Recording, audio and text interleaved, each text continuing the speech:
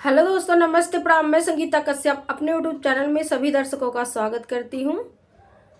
मैं एक हरवन आज गीत लेके आई हूँ दोस्तों। अगर गीत अच्छा लगे तो कमेंट करके जरूर बताना, लाइक करना, शेयर करना, मेरे चैनल को सब्सक्राइब करना और कमेंट करके जरूर बताना दोस्तों गीत आप लोगों को कैसा लगा।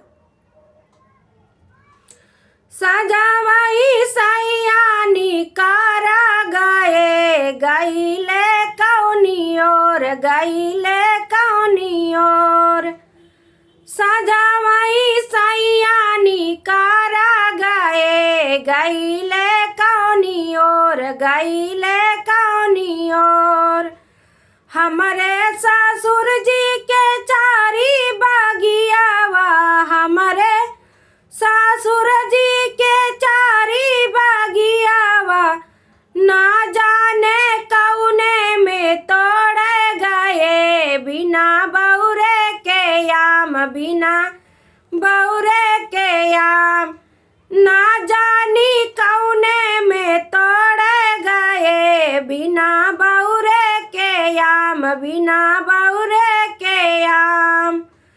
सजावाई सैयानी कारा गए गईले कौनी और गईले कौनी और सजावाई सैयानी कारा गए गईले कौनी और गईले कौनी और हमारे ससुर जी के चारी सकुलवा, हमारे ससुर जी के चारी सकुलवा, ना जानी कौने में पढ़ गए बिना कापी किताब, बिना कापी किताब, ना जानी कौने में पढ़ गए बिना कापी किताब, बिना कापी किताब।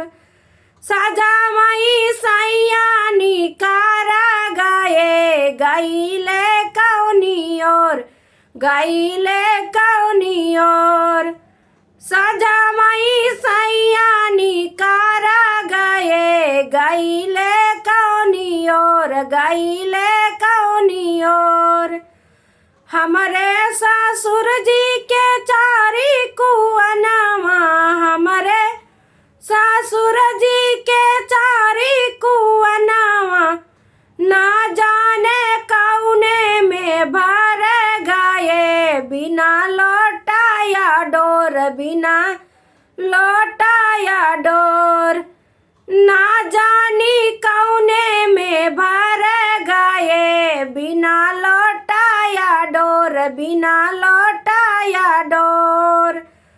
सजावाई सैयानी कारा गए गईले कौनी और गईले कौनी और सजावाई सैयानी कारा गए गईले कौनी और गईले कौनी और।